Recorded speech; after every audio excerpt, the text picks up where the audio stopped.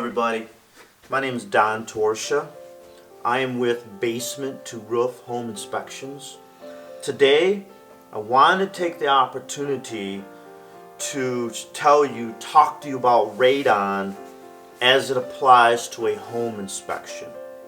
There's a lot of scientific things and formulas and calculations about radon. We're not getting that deep into it.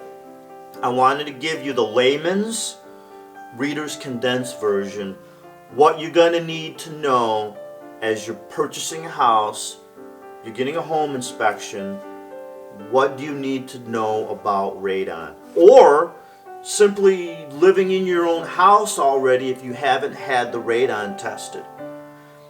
I'm not a scientist, I'm a home inspector, so if there's things that I miss scientifically, give me a little grace. And you will soon find out I'm not an artist either. So, part of my stick man here. But what I want to do is just give you something easy, cooked down, that you can grab a hold of as a homeowner, prospective home purchase as it relates to radon. Okay? So we're going to take our house.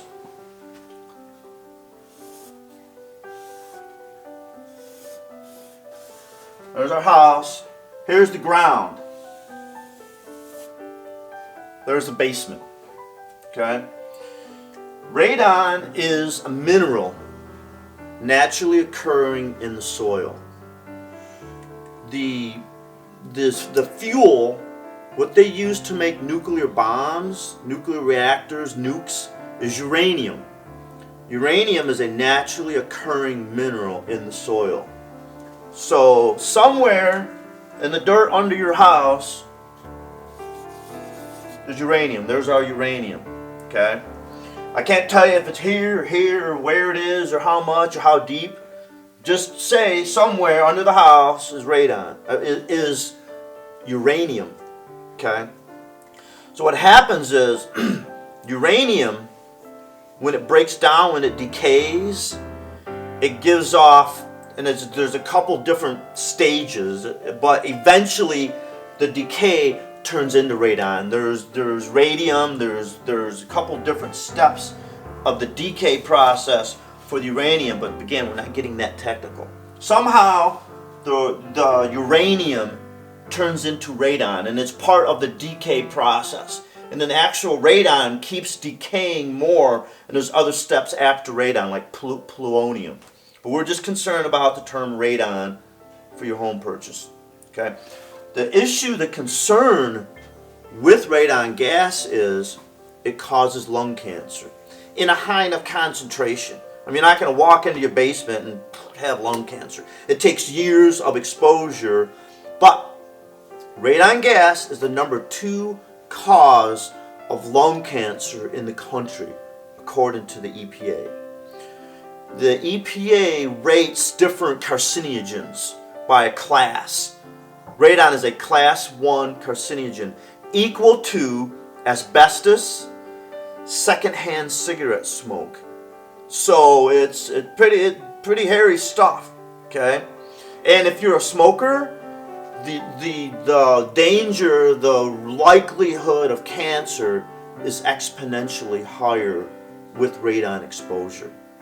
Okay, so the challenge, what makes it so volatile, such a problem, is that you see the periodic table of elements, right? It's a big table with all the different lines in it like this, and there's different minerals like calcium or copper, magnesium. All the different elements that are in the soil have given a number. And that's, again, back to the scientist thing, but somehow the protons, neutrons, nucleus, all that scientific stuff. Radon is number 222. It has 136 protons, 86 neutrons. So what happens is this. Inside of that radon nucleus, the cell, the nucleus of the radon, you have 136 and 86 doing this. What happens is it's unstable and it throws off a proton or a neutron. And again, I'm not getting into alpha, beta, gamma, different kinds of rays, but what happens is this: there's energy in the nucleus of the radon as it's breaking down. When it does is there's circulating, and what happens, it throws off that, I think it's a gamma ray. Okay, and what happens is this: you breathe that in, you breathe in the air in your basement with radon in it. So you're breathing in the air is in your lungs. When that throws off that proton, neutron, it damages the DNA in your cells in your lungs, and it causes lung cancer. And there's millions of pages of info on the internet about radon. Okay, so you can look deeper than what I'm giving you. Okay, so there's the source. We talked about the source is the uranium. Talked about the concern of the radon exposure is lung cancer. Okay, so now let's do this. So here's your uranium coming up out of the soil. There are different factors that play into the amount of radon in your soil. The soil composition, like clay, is a different soil composition to like gravel or sand. That's going to affect the infiltration, because if you have like clay is like this in the dirt. If you're ever trying to dig a post in clay, you're just like it's cement. Okay, what happens is it hits this. What it'll do is it affects the infiltration. It could come up and go around, or sand is way easier.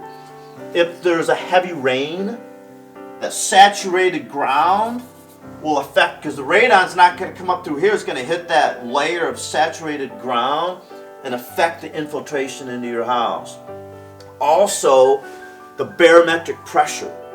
The barometric pressure, if you get a higher pressure or lower pressure, it affects the radon infiltration coming into your house, the barometric pressure.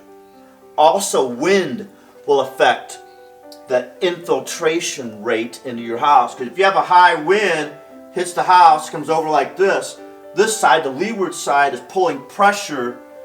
The wind is creating pressure on your house.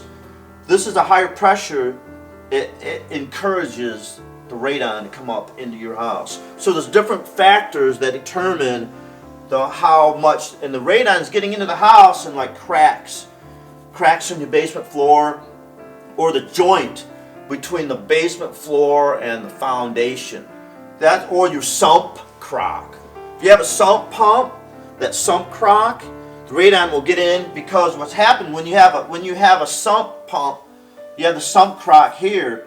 There's a line, there's a drain tile, there's a line going all the way around your house and coming back in here, putting the water into your sump crock. So what happens is when you have that drain around your house, radon hits that, it'll come into that, end up in the sump crock. Okay, so there's a lot of different factors that affect the infiltration and it affects the amount that's getting in your house. Now also, let's say if you have a window open right here, it's early June, and you think, oh, finally spring is here and warm, and you open the window. What happens is this: the negative air pressure in the top of your house it's going to help, it's going to make a difference into pulling the radon up. Or if you have your chimney, let's say you have your chimney going right here and it's winter and the chimney's going, that chimney is pulling negative air pressure, and it's encouraging the infiltration come into your basement.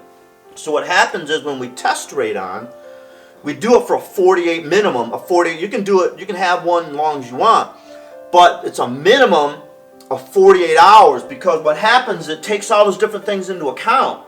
If the barometric pressure changes, if the wind changes, if it rains, all these different factors. So when we do a radon test, we take an average of 48 hours, minimum 48 hours. The longer the better, but for a real estate transaction, the minimum amount of time that we do a radon test is 48 hours. Okay, so that gives it a time for peaks and valleys. I've seen a test that be 12, come down to 2, come up to 8, different levels of radon based on the different factors that happen. Okay, so there's the source. We talked about the danger. We talked about the different aspects of your house that affect the radon. Okay, now what I want to do is this. I want to show you how I do the testing for my business, for our business. There's 2 people in my company. How we do the radon testing. I prefer the machine, an electronic machine. What this machine is doing is it's electronically detecting electronically that pulse of the nucleus of the protons and neutrons going off, the energy that they come off. This detects that, and it takes an average over time of how often that happens. There's also, you can set out canisters that have charcoal in the canisters. There's 4 or 5 different, 6 maybe different ways of testing the radon. I prefer the machine because it's instant results. We'll set it up ahead of time, hook the machine up to my laptop, boom, you can have the results right away. Where if you do the canisters, if you do different methods, you have to send it to the lab, and it takes a day or 2 depending on where it's at and what time you get it to them to get your results. So I like the instant results of the machine, and my opinion is the machine's more accurate. That's why I like to use the machine.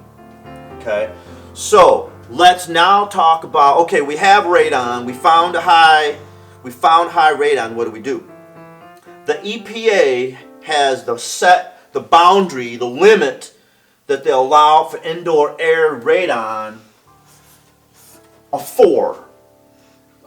Canada, I believe Canada is 5, but for America we set at 4.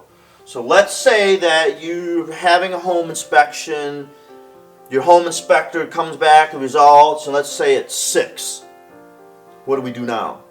Okay, what's going to happen is this. Let's go back to our beautiful rendition of our sump crock. Okay, this is our sump crock with the water in our sump crock, but it's here in the basement. Okay, here's your sump crock, and we talked about there's a drain tile just like that, round black corrugated plastic stuff that you see sometimes on a gutter of a house, or these people put it on little trees to protect the trees. That comes out of the sump around the house, makes a circle around the house back into the sump. Okay, so what they do is this. Typically, if you have a sump pump, they're going to take and they're going to put a cover, a plexiglass cover that seals the top of your sump pump. It's right here. They're going to seal up your sump crock. You're going to take a line like a PVC. If you ever see, it's common if you'll see like Oakland Township, Rochester Hills, Rochester, there's different areas that, or Lake Orion, Oxford, that the radon is more common. And you'll see, if you ever notice, people have a white pipe coming up the side of their house. That's a radon mitigation system. So what's going to happen is they're going to seal up the sump. When they seal up the sump, they're going to take that PVC, like a 4-inch round PVC pipe. They're going to cut a hole in the top of that pipe. So this is all sealed up.